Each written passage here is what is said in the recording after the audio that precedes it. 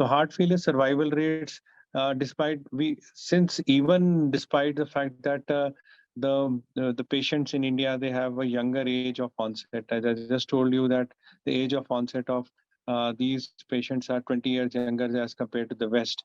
But at the same time, despite this young age and with the apparent advantage of age in survival, the survival in India is poorer as compared to the West. And it is in India, the mortality rates may range from 20 to 30%, which is very similar to the African countries. So the prevalence of heart failure in India, one of the important truth is that there are around 8 to 10 million heart failure patients in India. It says affecting around 1% of adult population with a mortality rate of 20 to 30%. And the medication adherence rate is quite low.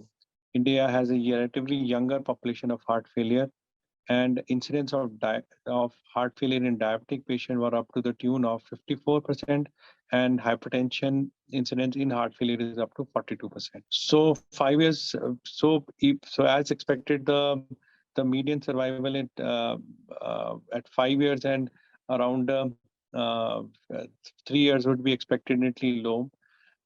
We do not have a lot of patients who are on guidelines directed medical therapy, and only around 25% of the patients who were discharged ultimately were found to using guideline directed medical therapy at the end of 5 years. So what are the various goals in heart failure? We know that heart failure is a progressive disease, and one of the important goals would be to reduce hospital admission.